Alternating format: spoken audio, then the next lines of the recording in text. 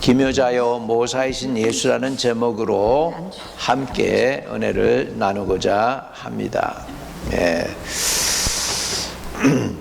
기묘자 이 말씀은 우리에게는 기기묘묘한 말씀이다. 특별한 사람이다. 보통은 아니다. 보통을 뛰어넘는 분이다. 그런 의미가 되겠죠. 기묘자 모사이신 예수. 따라합시다. 기묘자 모사이신 예수. 왜 제가 모사도 그렇게 거기에 포함시켰냐면 영어로는 지저스는 Wonderful Counselor 해가지고 Wonderful Counselor가 두 단어가 합쳐졌어요. 우리나라는 또 우리 그 중국말이나 우리 한국어는 기묘자 따로 그 다음에 모사 이렇게 돼 있어요. 그래서 기묘자이며 모사이신 예수로 돼 있지만 그러나 우리 영어로 보면 Wonderful Counselor라고 두 단어가 합쳐져서 저기를 이루어요. 예수님을 이렇게 표현하는 형용사로 쓰여지고 있어요. 기묘자이신 예수. 근데 영어로는 기묘자요 모사이신 예수 이렇게 되는 거죠. 무엇이 맞느냐? 우리 원어를 보면은 글이 따로 돼 있어요. 기묘자, 모사 이런 식으로. 자, 이 말씀은 예수 그리스도가 나시기 전 600년 전 이사야 선지자의 예언입니다. 그는 메시아의 출생을 하나님께서 계시를 받아 예언을 했습니다. 오늘 우리는 기묘자이며 모사이신 예수에 대해서 알아보려고 합니다. 기묘자란 평범함을 뛰어넘어 특별함을 의미합니다. 그거를 좀 더 구체적으로 표현하면 기기묘묘하다 라고 하는 것이죠. 기기묘묘하다. 근데 같은 말이에요. 기묘자니까. 거기다가 그냥 더 한문적으로 표현하면 기기묘묘하신 분이시다. 그 얘기는 뭐예요? 특별하신 분이시다. 특별하다는 것이죠. 뛰어난 분이다. 보통이 아니다 라는 의미가 있습니다.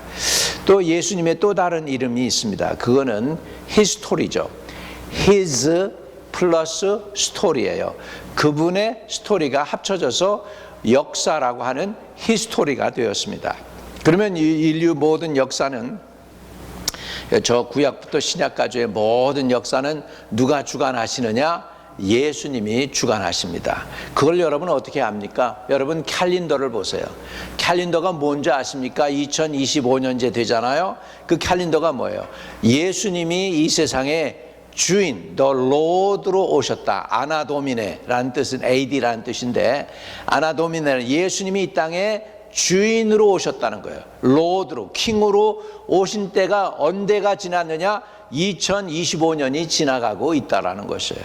그러니까 여러분 캘린더를 봐도 예수님 태어나시기 전 그리고 예수님께서 세상의 주인으로 오신 후 이것이 갈라지는 거예요. 그래서 온 세상 모든 캘린더도요, 뭐 단기도 쓰고 대만에 또 다른 캘린더도 있고 히브리 달력도 있고 그래서 히브리 달력은 지금 5598년쯤가 되고 있어요. 5598년인가 되고 있는데 그게 무슨 그 캘린더 내가 물어봤어요. 유대인 라비한테 이게 5598년 이게 뭐냐 그랬더니 세상 지구가 태어난 지 5598년 됐다는 거예요. 인류 역사가 6000년이 안 돼요. 그래서 예수님이 언제쯤 올까? 아마 그 히브리 달력이 6000년도 되면 예수님이 오시지 않을까? 밀레니엄이 끝나면서 이제 새 밀레니엄이 들어가니까 아무튼 그건 모르겠습니다. 그러나 주님이 언제 올지는 성경에 이렇게 얘기하고 있어요. 그 날이 그때는 누구만 아신다? 오직 아버지 하나님만 아신다 그랬어요. 아버지 하나님만. 근데 그래서 그 날을 갖다가 연구를 해서 추측하면 다 틀려요. 왜? 하나님은 일부러 그 날에 안 오셔. 왜? 하나님이 주관하시는 날이니까. 그날은 오직 하나님의 날인 줄로 믿습니다. 그래서 우리 인류 예수님의 또 다른 이름은 히스토리입니다. 히스토리. 그래서 따라합시다. 우리는 순종하고 하나님은 역사하신다. 우리는 순종할 때에 새 역사를 이룬다. 그래서 we are history maker가 돼요. 우리가 when we obey, we become history maker. 왜? 주님이 인류 역사를 다 주관하고 있으니까 주님의 말씀에 순종하면 우리는 새 역사를 이루는 도구가 되는 줄로 믿습니다. 자, 우리 예수님이 구약에 보면은요, 구약에 보면은 사람들 세계에 나타나셨어요. 구약에 보면 예수님이 사람들 삶 속에 나타나셨어요. 그때가 언제냐 하니까 아브라함에게 나타나셨는데, 물론 아브라함 창세기 12장에도 나타나시고 15장에도 나타나시고 17장에도 나타나시고 18장에도 구체적으로 나타나는데, 세 사람이 아브라함이 있는 헤브론 땅으로 지나갑니다. 보니까 아브라함이 볼 때 보니까 보통 사람들이 아니에요. 그러니까 아브라함이 가가지고 그분들한테 사정합니다. 제발 좀 그냥 가시지 마시고 우리 집에 좀 들어오세요. 그러면 제가 잘 편안하게 쉬시도록 대접해 드리겠습니다. 그래가지고 아브라함이 송아지를 잡고 버터와 밀크를 해서 대접을 잘 합니다. 그리고서 이제 이 세 사람이 또 길을 가게 되는데, 두 사람은 그냥 길을 가는 길을 이제 소돔과 고모라를 향해서 가고, 한 분이 아브라함과 얼굴과 얼굴을 맞댑니다. 그런데 이분들이 이렇게 얘기합니다. 아브라함이 선지자가 아니냐? 아브라함이 큰 민족을 이룰 사람이 아니냐? 내가 하려고 하는 일을 뭐 때문에 아브라함에게 숨기겠느냐? 아브라함에게 가르쳐줘야지. 그러면서 우리가 지금 뭐 하러 왔는지 아니? 소돔과 고모라 멸하러 갈 거야. 그러니까 아브라함이 깜짝 놀랍니다. 거기에는 자기 조카 롯이 살고 있는데 하나님이 롯 죽이면 안 되잖아요. 그래서 아브라함이 그때부터 이 여호와 하나님과 얼굴과 얼굴을 맞대고서, 그리고서는 중보기도 합니다. 하나님 이게 공평합니까? 의인 50명이 있는데도 그 도시를 갖다가 멸하시겠습니까? 이렇게 아브라함이 하나님께 여쭙습니다. 그랬더니 하나님께서 그러십니다. 내가 그 성에서 의인을 50명 찾으면 멸하지 않을게. 그러니까 아브라함이 또 묻습니다. 하나님, 티끌 같은 이 정말 그냥 흙덩어리 같은 내가, 아무것도 아닌 내가 주님께 또 여쭙는데 의인 45명 찾으면 어떡하실래요? 45명 찾아도 내가 멸하지 않을게. 40명은요? 40명 찾아도 내가 멸하지 않을게. 30명은요? 30명 찾아도 멸하지 않을게. 죄송합니다. 아브라함이 또 그럽니다. 정말 죄송합니다. 의인 30명은요? 30명 찾아도 멸하지 않을게. 그러면 하나님 정말로 송구한데요, 20명 찾으시면 어떡하실래요? 의인 20명 찾아도 내가 그 성을 멸하지 않을게. 너무너무 송구하고 죄송한데 다시 한번 여쭙습니다. 10명 찾아도 어떡하실래요? 10명 찾아도 내가 멸하지 않을게. 그래서 여러분 50명에서 45명으로 들었어요. 그래가지고 50명에서 45명으로 주니까 이제 40명, 30명, 20명, 10명 그래가지고 몇 번을 간절히 기도했냐면 6번을 하나님께 요구한 거예요. 그 중에 아브라함이 한 번 더 해서 의인 1명 찾으면 어떡하려고요? 그랬으면 주님께서 한 번 더 기도했더라면, 그래 의인 1명 찾으면 내가 멸하지 않을게 이렇더라면 소돔과 고모라가 멸망당하지 않았을 거예요. 근데 거기까지만 했어요. 10명까지만. 의인 10명이 없었습니다. 소돔과 고모라로 가게 됩니다. 창세기의 말씀, 그 말씀이 18장 32절 33절이에요. 아브라함이 또 이르되 주는 노하지 마옵소서. 내가 이번만 더 아뢰리이다. 거기서 10명을 찾으면 어찌하려 하시나이까. 여호와께서 아브라함과 말씀을 마치시고 가시니 아브라함도 자기 곳으로 돌아갔더라. 결국은 아브라함과 대면해서, 이렇게 아브라함과 대면해서 말씀하셨던 그 여호와가 누굴까요? 그 여호와가 신약에 베들레헴에 태어나셨던 예수 그리스도이십니다. 목사님 그걸 어떻게 알아요? 그냥 천사 중에 하나지 무슨 예수님이 직접 오셨다는 얘기예요.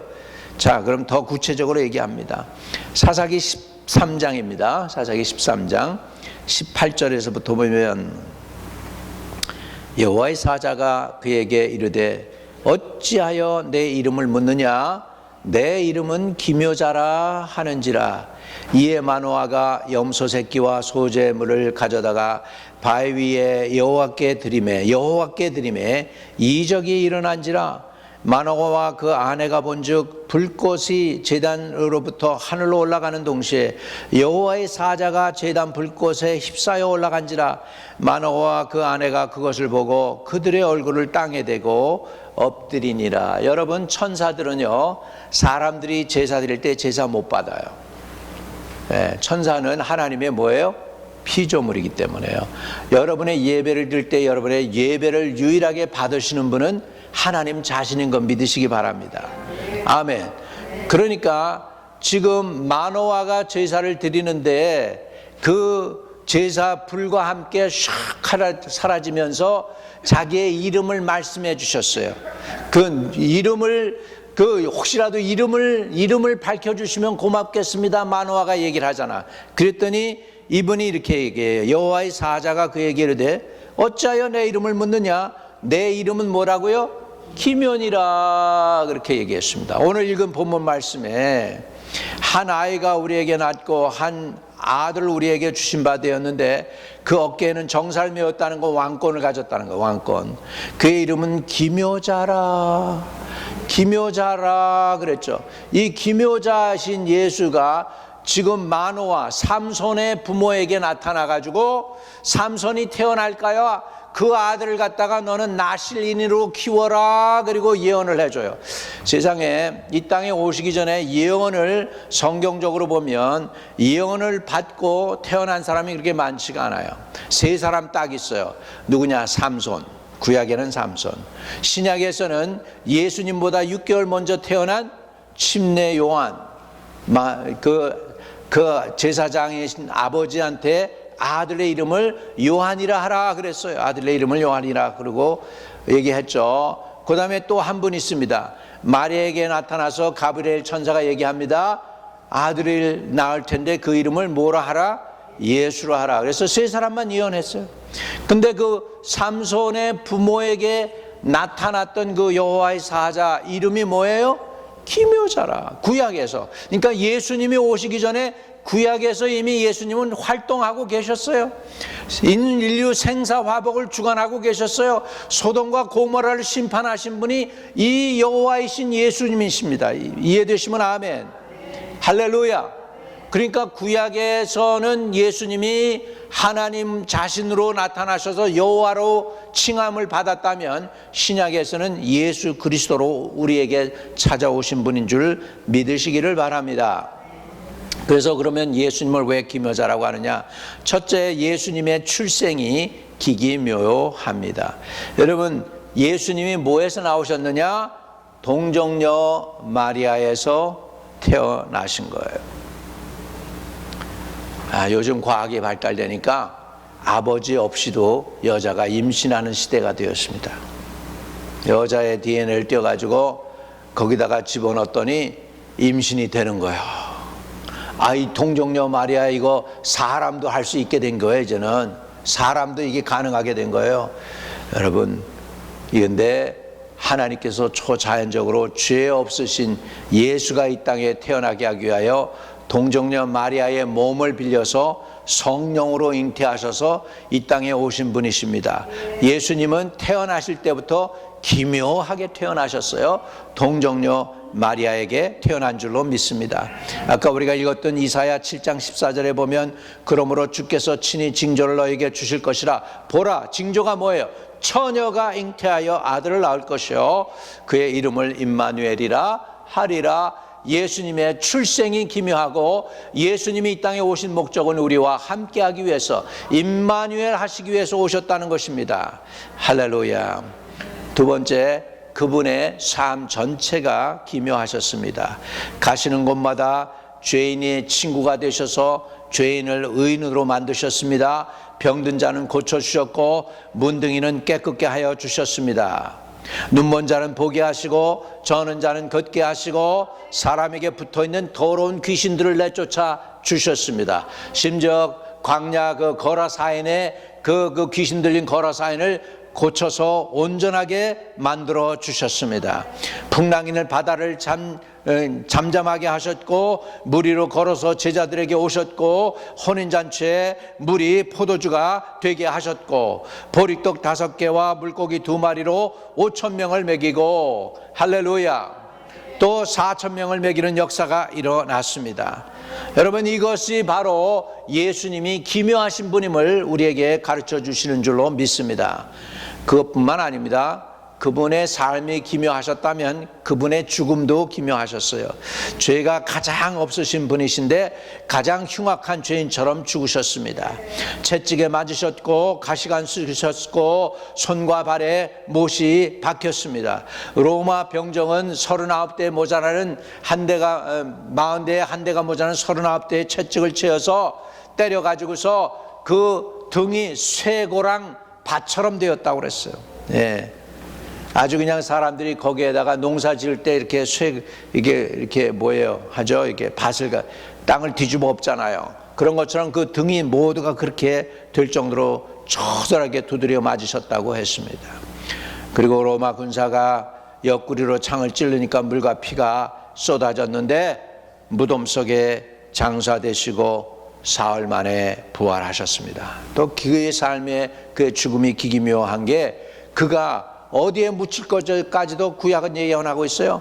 부자의 무덤에 묻힐 거라고 그랬는데 아림마 때 요셉의 무덤에 대신 묻히셨습니다. 할렐루야.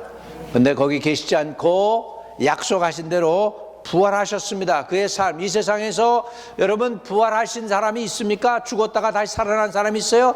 여러분 그런 사람 못 봤잖아. 그러니까 그분의 부활이 기기묘한 거예요. 그런데 부활의 첫 열매가 되셨대요. 여러분 햇과일이 익으면 어떻게 됩니까? 그 다음에 모든 과일들이 다 익습니다. 믿으시면 아멘. 할렐루야. 마찬가지로 예수님이 부활하셨으면 이제는 주님께서 언젠가 무덤 속에 있는 성도들 다 일으켜 세워주실 줄로 믿습니다.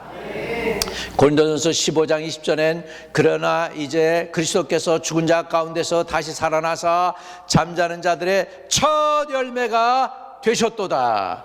첫 열매가 되어 주셨습니다. 이 세상에 죽었다 산 사람은 하나도 없는데 이제부터는 여러분 죽었다가 살아나는 사람이 정상이 되는 그날이 올 때가 옵니다.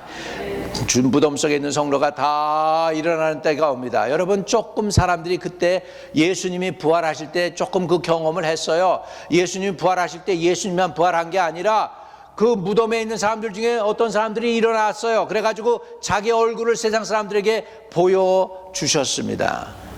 할렐루야. 네, 오늘도 이제 주님이 그런 역사를 이루기 전에 놀라운 이적과 기적이 나타날 줄로 믿습니다. 이 예수님은 성경에 뭐라고 얘기하시나? 예수 그리스도는 어제나 오늘이나 영원토록 동일하시니라. 변함없으신 예수님인 줄로 믿습니다. Jesus is same yesterday, today and forever입니다. 할렐루야. 변함없는 예수님이 저와 여러분의 주님이신 건 믿으시기 바랍니다. 근데 이분이 부활하셔서 40일 동안 제자들과 함께 하셨는데, 그리고 나서 그 다음에 승천하십니다. 그러면서 승천하시면서 이렇게 약속하고 계십니다. 볼지어다 내가 간 이 모습 그대로 다시 오리라. 다시 오리라. 다시 오리라. 주님은 다시 오신다고 약속하셨습니다. 계시록 22장 12절에 보라 내가 속히 오리니 내가 줄 상이 내게 있어 각 사람에게 그 행한 대로 갚아주리라. 또 20절에는 이것들을 증언하시니가 이르시되 이것들을 증언하시니가 이르시되 내가 진실로 속히 오리라 하시거늘 아멘. 주 예수여 오시옵소서. 아멘. 주 예수여 다시 오시옵소서. 요거를 갖다가 줄이면 무슨 말이 되는 줄 아십니까? 마라나타. 따라합시다. 마라나타. 마라나타. 오늘 우리 크리스마스 때 우리는 뭘 기다리고 있습니까? 마라나타. 다시 오실 예수님을 기다리면서 우리가 크리스마스를 맞이하고 있는 줄로 믿습니다. 예수님의 삶은 태생부터 시작해서 그 삶 전체가 기기묘하셨기 때문에 그분은 원더풀 카운슬러입니다. 우리 인생의 길이 되시고 진리가 되시고 생명이 되십니다.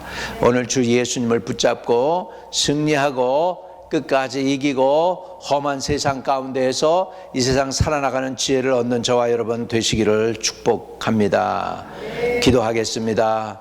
기묘자 되신 예수님, 주님의 칠생이 동정녀 마리아로부터 출생하였으며 주님의 삶이 기기묘하셨으며 죽으심과 부활이 기기묘하셨으며 또 기묘하게 다시 오실 약속을 해주시니 감사합니다. 다시 오실 예수님 바라보고 오늘도 믿음 끝까지 잘 지켜 하나님께 영광 돌리는 주의 백성들 다 되게 해 주옵소서. 예수 그리스도 이름으로 기도합니다. 아멘.